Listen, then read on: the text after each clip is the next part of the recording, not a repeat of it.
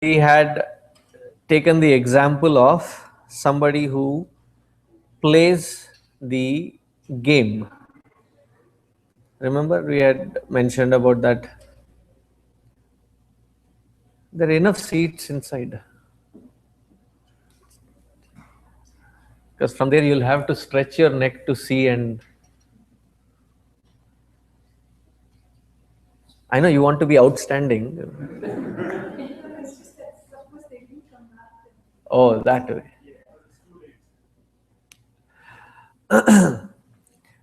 So, as a person playing the game, you have to understand the game, the parameters of the game, and what different opportunities that you have.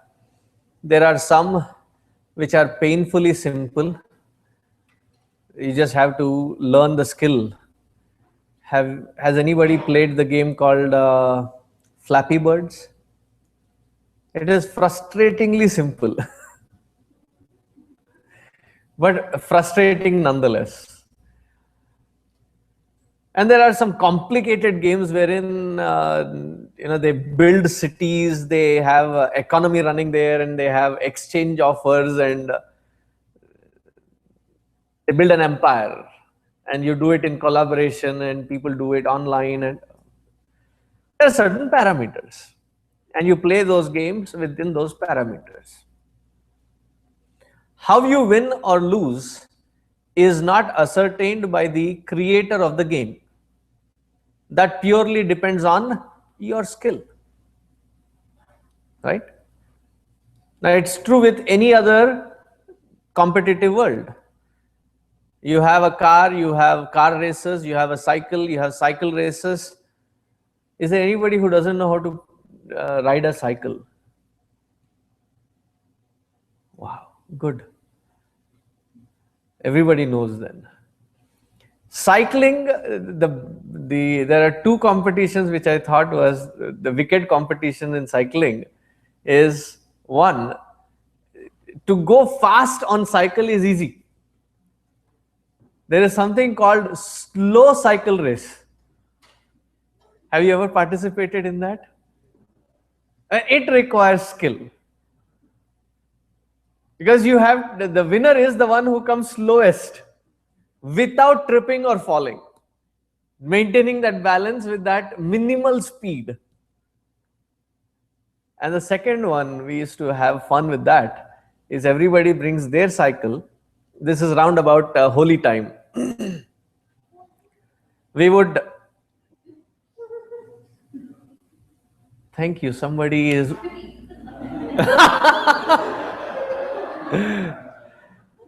meet me afterwards with a check for $50.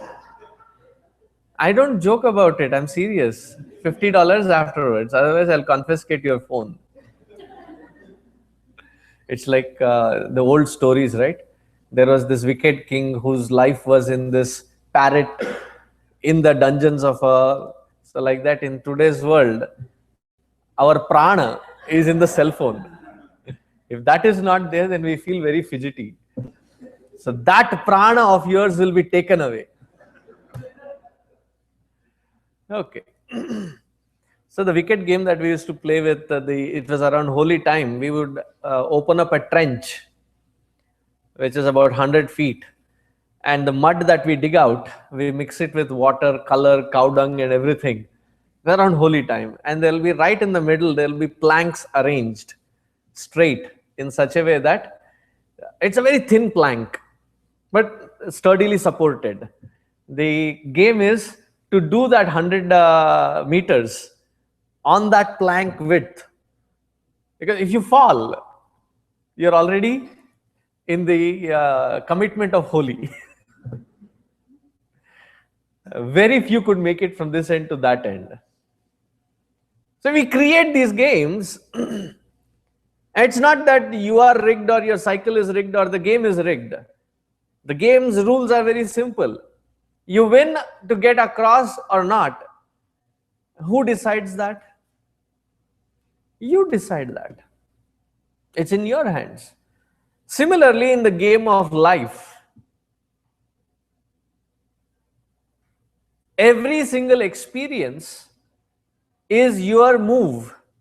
And with just one move or two, you don't decide about losing or gaining.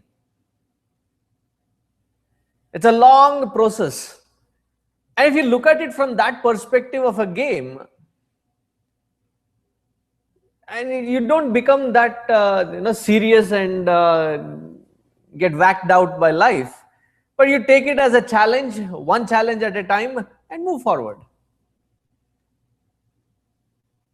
But then in between, whenever things go really bad, there is one fellow that we blame everything for.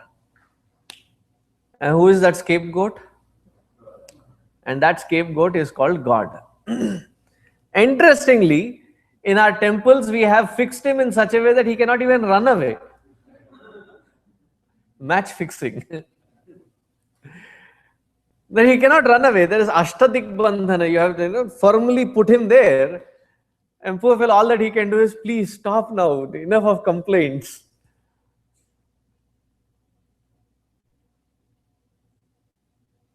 Imagine if your child constantly comes and complains to you that it was not his fault but your upbringing. It was not his fault or her fault, but it was your way of raising them. You providing them opportunities or not providing them opportunities. And usually it becomes a tricky situation when they start bringing out a comparative notes between the older child and the younger child. Or the younger one got more opportunities than the older one, and the older one, there can be a lot of. But in your mind, was there any injustice or partiality in treating your children? Thank goodness. I was just scared somebody would say that, maybe. And that would just throw my entire logic off. Similarly, in his creation, he has created this beautiful world. He has created this beautiful facets and different kinds of opportunities. How we go through them is in our hands. Therefore, here in this shloka, he says, Na adatte kasyachit papam nachaiva sukritam vibhu ajnanena avrutam jnanam tena muhyanti jantavaha. Na adatte kasyachit papam. It is not Bhagavan or Paramatma who is forcing us to do any papa. And it is not Bhagavan or Paramatma who chooses us to make wrong decisions and blame it on everybody else. And the greatest example that can be taken before we start complaining about the environment or the situations that have forced us to do what we are doing. The greatest example I think that can be taken is the example of Prahlada. And none of us have ever gone through such kind of a traumatic experience. Have you ever been, has there ever been an attempt at your life by your own loved ones? Asking a question.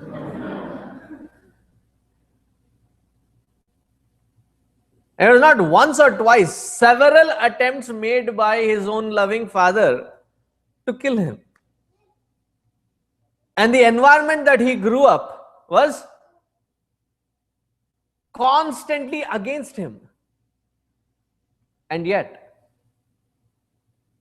it is his Shraddha to play fair and square and to come out untouched. So before we start complaining about our situations which are compelling us to do wrong things or wrong decisions, think about Prahlada's life. Are we going through such kind of a traumatic life situation? Not even a percent of it, not even an ounce of it. And we should not have complaints. If a child could do it when he was 6-year-old, at 40, 50, 60, whatever age we are, doing it should not be that difficult. And if you say, oh, he was a child, therefore it was easier for him, then become childlike. That is the entire sadhana about. But do not thrust it, do not put it on, blame it on someone else, especially Bhagavan. Says, I am like this because Bhagavan has done this to me. Bhagavan is, maine kya kiya? You make your decisions and you jump into those situations and then you blame that I have done. When your child is being very vehement into something and you know it is going to hurt the child, and finally you say, okay, go attempt it. And then finally the pain comes in. And we do rub it into their face. Did I not tell you? Did I not tell you? Benevolent Lord, he doesn't even do that. Rubbing it in. Bola tha na? Nalayak. He still gives us the opportunities. Na adatte kasyachit papam. I do not acquire any papa punya by creating this. Neither I force anyone within this creation to do papa or punya. It is purely in your hands to grow or to go down. But if it is that simple, why do we not apply this in life? He says, in the next line, he is saying that ajnanena avrutam jnanam tena muhyanti jantavaha. Ajnanena avrutam jnanam. Our jnana has been covered by the ajnana.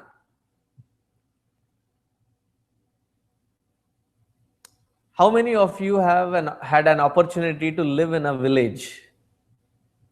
Not towns, villages. Seriously, 3-4 hands? Okay.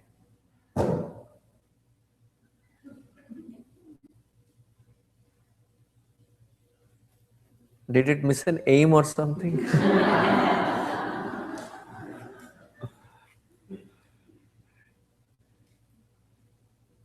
So in the villages, the water resources are a common well or a pond nearby or a lake nearby, and the women folk go fetch the waters. And when they go to the ponds and lakes, we find that the pond and lake is covered by this green, thick leafy, how do you say? It is not just moss, it is not just algae, it is covered with this green leafy, very thick. It is actually introduced by the British, thinking that if you grow that in abundance, that can be pulped out into making paper. But then it spread across like a wildfire, like a weed. And almost every water body has this green, it has a thick leaf bulb kind of a structure. And it floats around on all water bodies. So these ladies, when they have to fetch water, so they get into the water and then take their pots and then push that green leaf around. So with those ripples created, the green leaf covering, it just is spread out. And then they fetch their water. After taking that water, stepping out of the lake or pond, you turn around. What happens to that green leaf again? With those ripples again, it settles back, covering it. Similarly, whenever there is somebody who is giving their peace of mind or advice or well-wisher or satsang,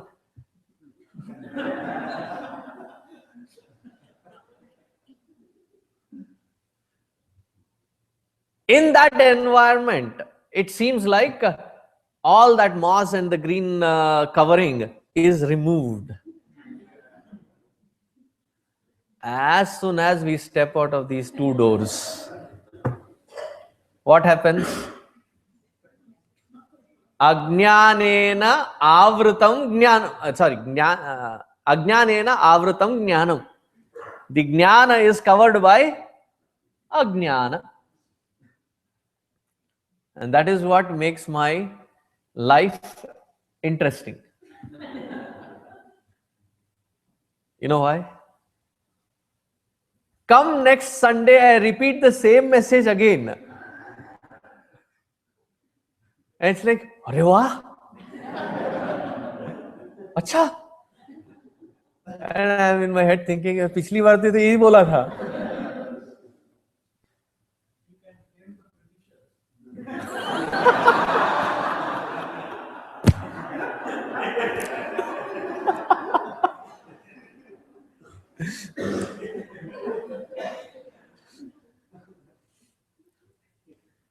Glad to see that it is not one or two of you who always speak. There are others also who have been silent for years are speaking up. Good. Now, if not God, now we have to blame Britishers.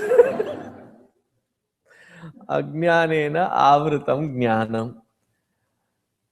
If that green moss has to be removed, a constant nididhyasana has to be done. What does nididhyasana mean? Constant reminder of what we have learnt to put it into practical application daily.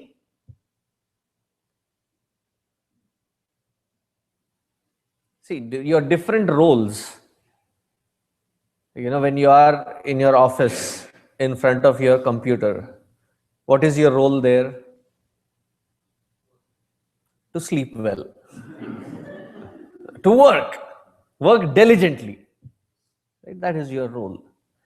When you have a group of them that you have to lead on a project, then you are the team lead. What do you call PMP? Am I right? Manager, project manager. When you are with your family, you are the adult decision maker, leading the family towards joy and peace. There are different roles that we play, and all these roles are invoked depending on the situation that we are in. But once we take to the path of spirituality, being a spiritual minded individual is not a part-time job. The rest of the roles are part-time. In fact, taking this sincerely enables you to play those different roles efficiently.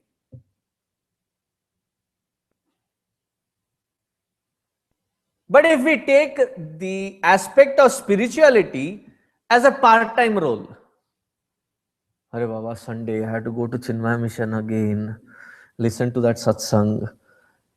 Okay, chalo, punya milega. Some punya. And that is also a myth. Have I told you that? How many of you feel that coming to satsang, coming to such environment will give you a lot of punya points?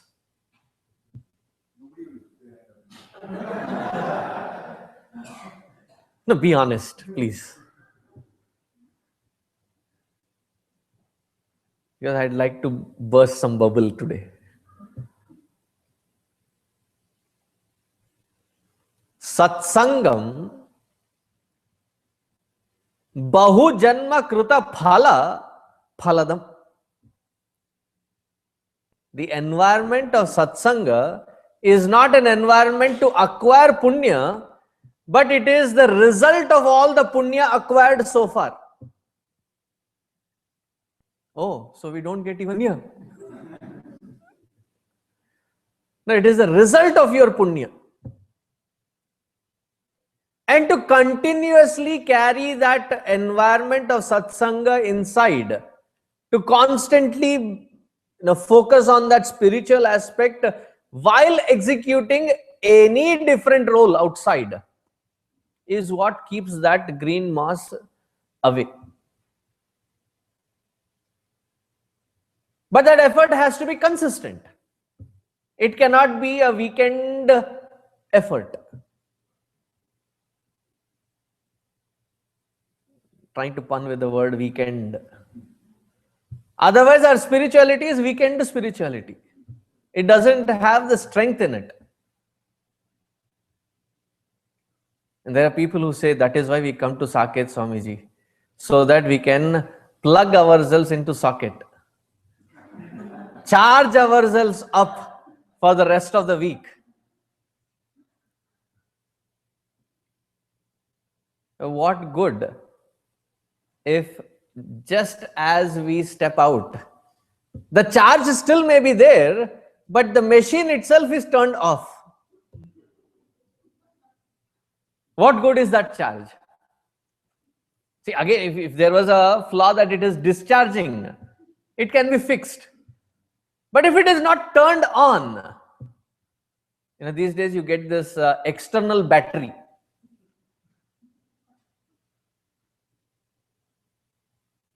How many of you own one? External battery systems. So you use it. I was seeing one of the ladies also here plugged in while using the phone camera to record the children. Oh, they left. As soon as it was done. What's that? Oh, discharged already.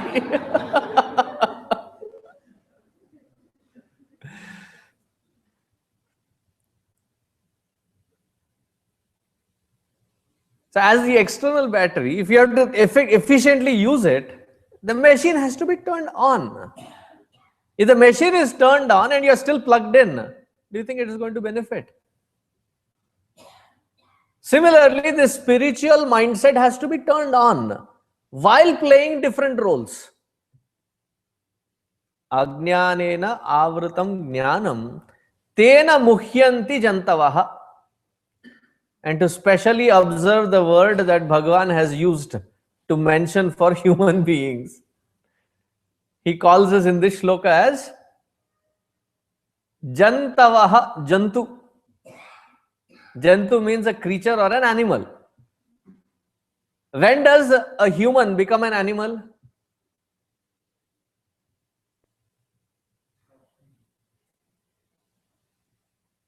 When he stops turning on that spiritual mindset, then that individual becomes or transforms, degrades from being a human to an animal. Jantavaha.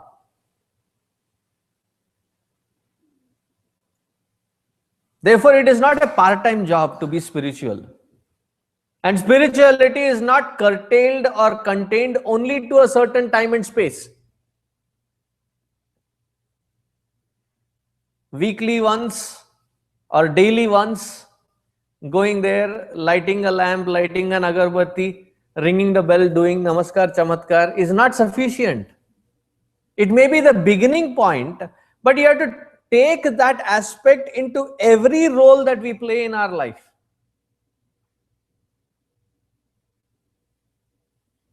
Otherwise, we degrade ourselves from being a human to a Jantu. Jantu, an animal status. I don't think the Jantu will appreciate us being compared to them either.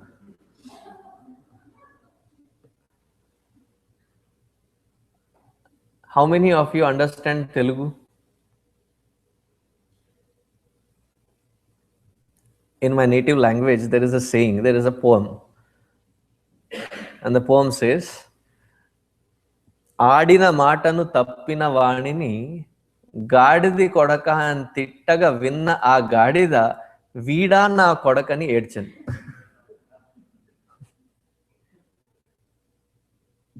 Translation is, even in Hindi they say गधे की औलाद ऐसे बोलते हैं ना. So when somebody was scolding this fellow as Gadhe ki aulad, there was a Gada standing next to him. There was a donkey. And the donkey suddenly turned to look, who is being called as my, child. And then being compared to a human being, the donkey started crying. Alas, what condition that I have been compared to a human. Even they would not probably appreciate us being compared to them. Continuing in the next sloka. Jnane natu tadajnanam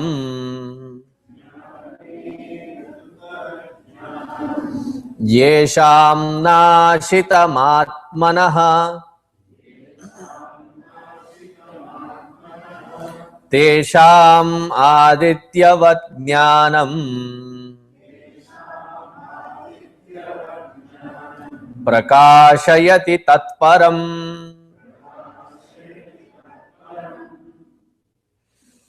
Jnanena tu tat ajnanam yesham nashitam atmanah. Ajnanam nashitam atmanah. That individual who consciously chooses to continuously strive to remove that ajnana, jnanena tu tadajnanam nashitam. For them, adityavat jnanam prakashayati tatparam. They realize that spiritual mindset is like the glowing sun which illumines everything. The past week or so we have been having thunderstorms, cloudy sky. So you ask your child, go check if the sun is out. Runs out, comes back in saying, no mom, the sun is covered by the clouds. The child's perspective. But in fact, what is happening there? Can the cloud cover the sun?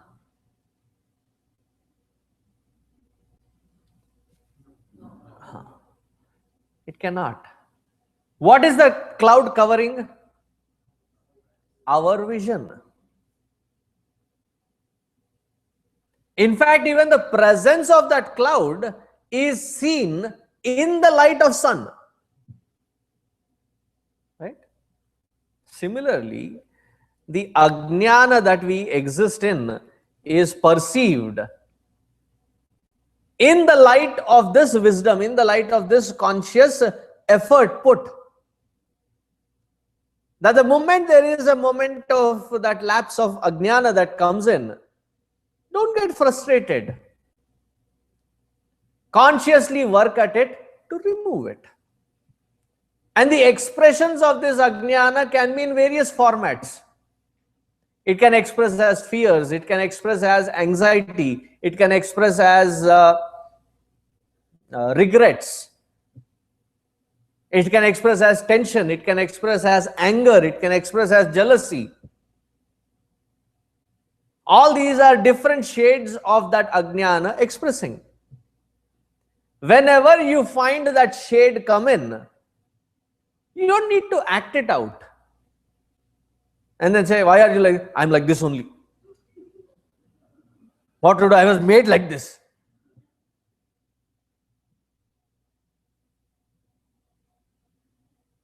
And there was some amazing logic that some people provide. It would be wrong on my part to say hilarious, but they say, but Swamiji, if I change myself, then I would no longer be myself.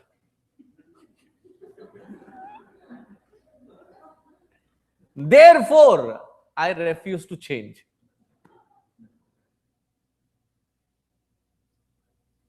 So the deal is, if you are okay, if you are content being miserable, If you are okay, content, being ridden with anger, jealousy, and all these negativities, good for you. We don't want to insist any change if you are content with that.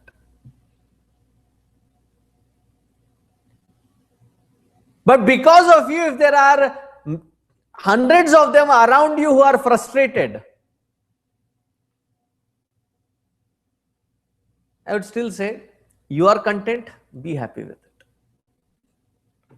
Can you really be happy with so many agitations happening? If the mind is agitated, can you be happy? And is our search not for happiness? Is it not for that peace? Wherein at the end of the day, you sit down, there is contentment of having lived that day, and there is unshakable peace within, and there is a looking forward for the next day to happen. Otherwise, we are like, when will this day get to end? Oh my God, this day finally has come to an end. Another day is going to come up again. How long can we exist like that? It becomes burdensome, not just for ourselves, for everybody around us.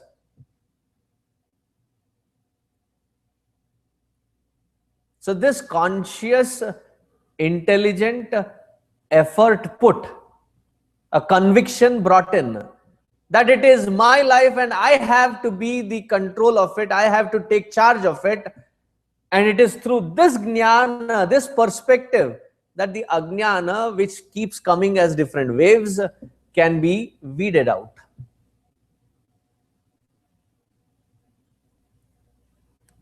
Only till that point wherein you have reached to that stability of peacefulness within. Having reached there, once in a while there is this emotion that passes by. It does not create turbulence. Does it?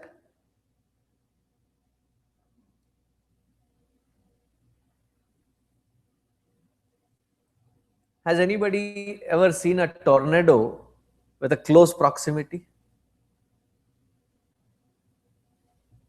This was about 10, 12 years ago. I was driving down to Fort Worth. And it said thunderstorms, tornado. With Gurudev's training, our mindset has always been that, rain or shine, satsang to chalega. And it has to continue. So I was heading down to satsang in Fort Worth. Ashok ji, our Ashok Dandekar ji, he called me up. He said, "Swamiji, where are you?" So I said, "I'm heading on I-35. I'll be reaching Fort Worth soon." He said, "I was just listening to the news. I almost thought that you would be there. Please take the nearest exit, find a big store and get in. There is a tornado touchdown in downtown Fort Worth, that area." Luckily, I took an exit. There was a Walmart and there were already sirens going on.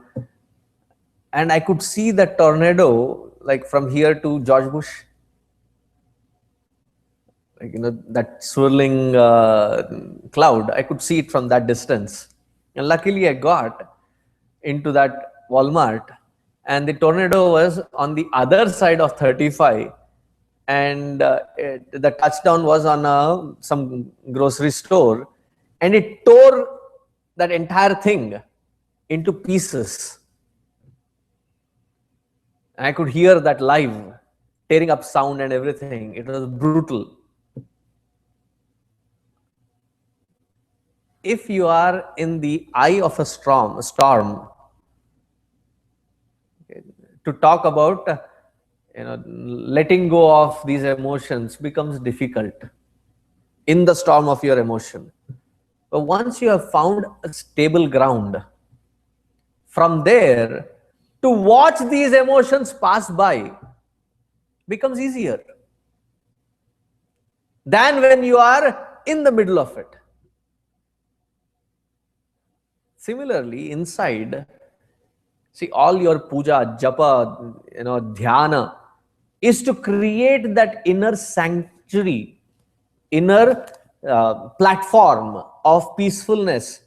Having reached where you can observe the things happening around you without getting distracted or disturbed.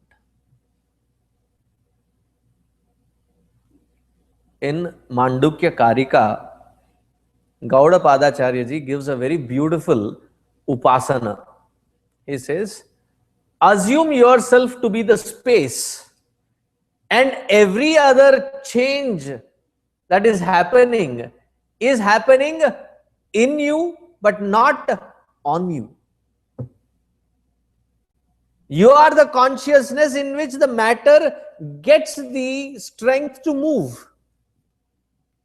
See, the emotions are thoughts, and these thoughts are nothing but subtlest form of matter.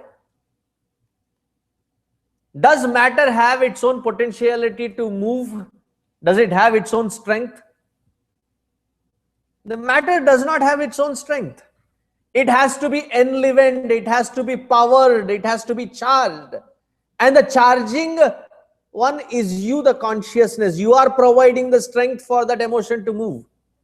Once you have reached to that platform within, and you just observe that emotion without providing active charge to it, will it have strength to move forward? But then before that can pass by, we jump right into the middle of it.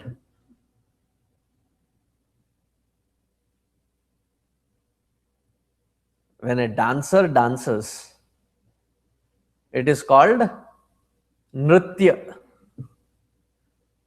When somebody like me tries to attempt at dance,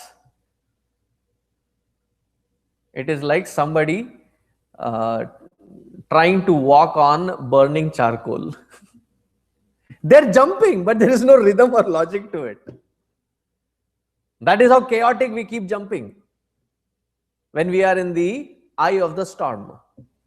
But once we have reached to that platform, and then you will have to sometimes handle these different emotions. Even when you jump into those emotions from this sanctuary of your inner platform, it will be like a beautiful dance that you are handling it, rather than being thrown around by that emotion. Now, do you want to dance through your life? Or do you want to jump around like a puppet in the hands of your emotions? Who makes the choice? Something more personal? I do.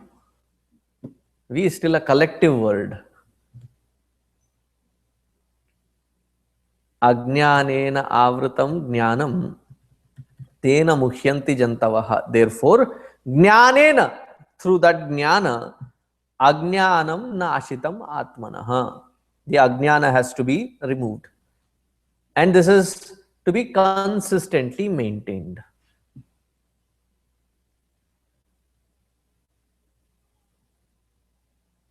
And do not consider sitting and doing your japa puja as waste of time.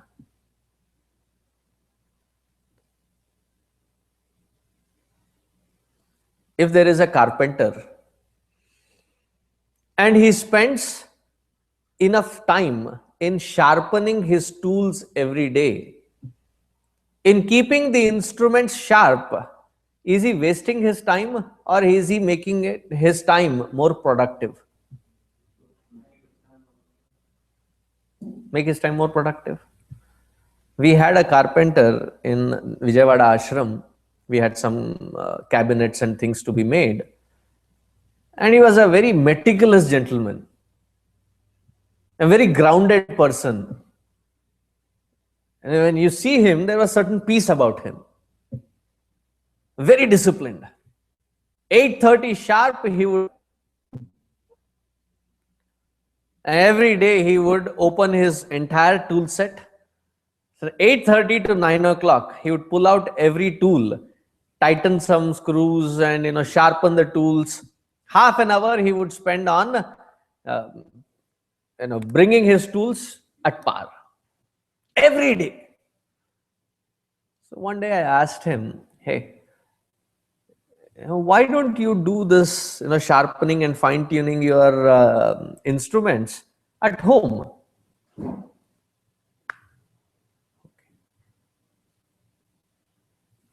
Then he said, at 5 o'clock when I leave this ashram, until I come back next day, it is my time. And these instruments are getting blunt on your time. And they will be sharpened on your time, not on my time. And the first day that I came with sharp instruments. I had already prepped it up. But after that, if it gets blunt, it will be sharpened and fine-tuned in your time, and you will be billed for it, and not on my time. But every day he would sit meticulously before he would start his job to fine-tune his instruments. Similarly, when the rishis have said, spend 15-20 minutes in the morning fine-tuning yourself, prepping yourself to face the world.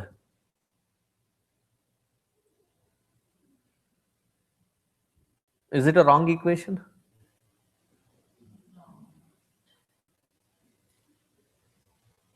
Did I get across with the message? So let me ask. How many of you in the morning, after you have taken a shower, spend those quality 15-20 minutes in front of an altar?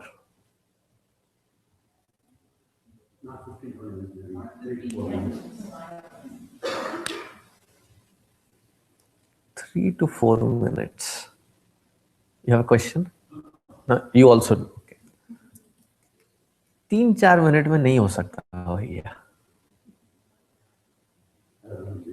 Huh? Oh, in 3-4 minutes it cannot be sharpened. You have to spend at least 15 minutes of quality time. In those 15-20 minutes of effort, if 2-3 minutes of silence can be acquired, but the prep work of that 15 minutes is required to get to that 2 moments. But if you spend only 2 moments, there is not even a guarantee of touching the core.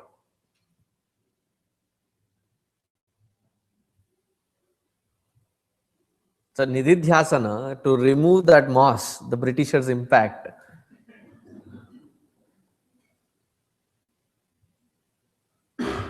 a good footing for every day is those 15-20 minutes.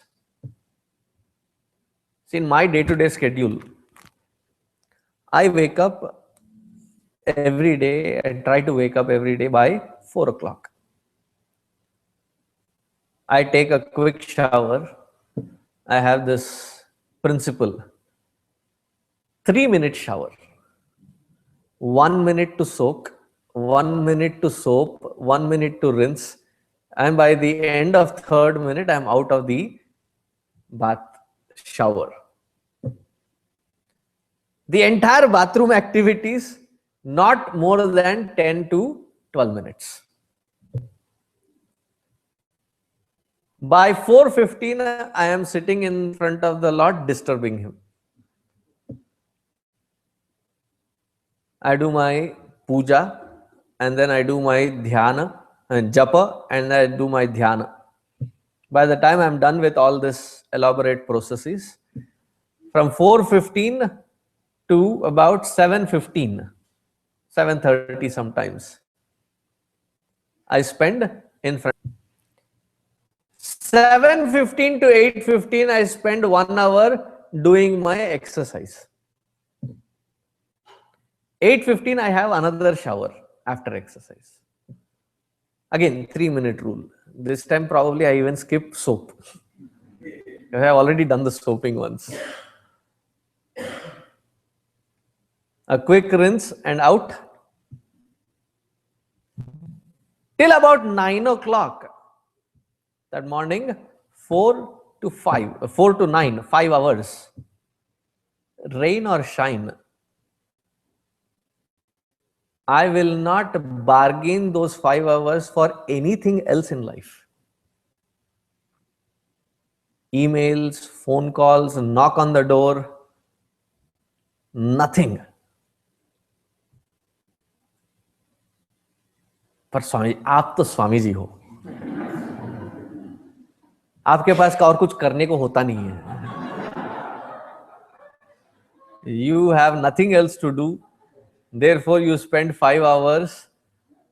So it is justified that you better be spending those 5 hours.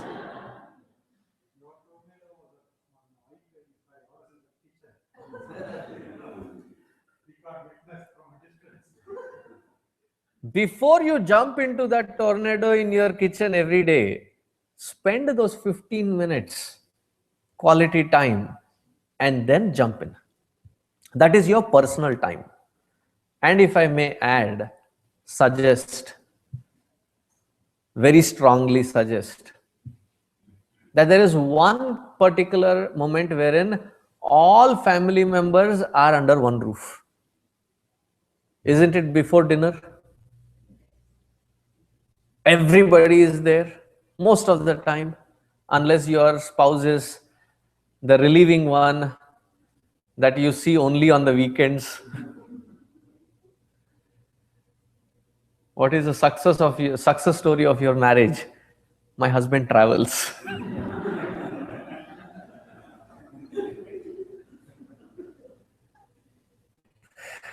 The rest of us, in the evening time, just before meals, spend about another 8 to 10 minutes with the family together in front of the same altar.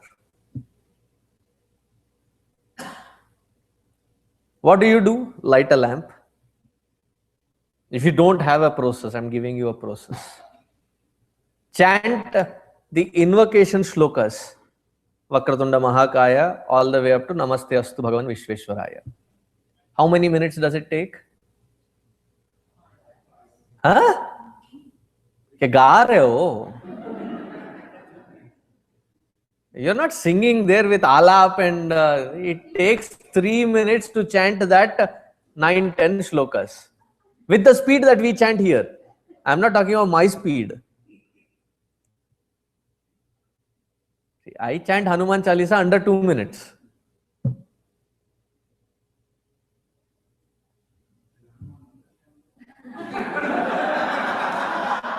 A good question. A good question. The beauty of it is not just Hanuman, even I understand what I'm chanting.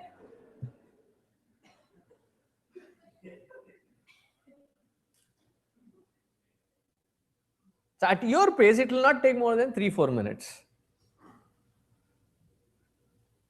Chant maybe something like the Hanuman Chalisa or something. That will take 5 minutes. End it with Arati.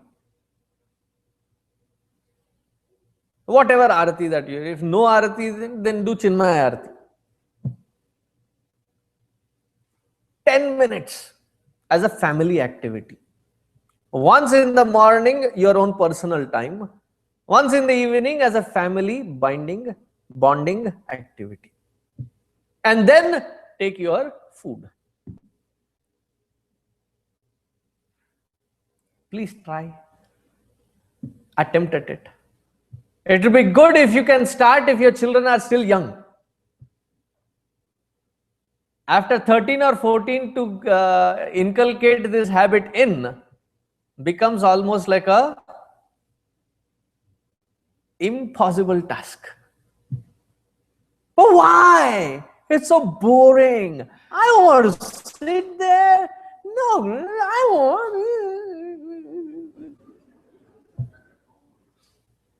What's that? Yeah, that too sometimes. After 13, 14, their homework starts only after 10:30. and they burn the midnight oil and wake up late groggy and say, why? Oh, I had stuff. What were you doing till 10:30? I had other stuff. Why do you delay it so much? Just cause? Just cause what? Just cause.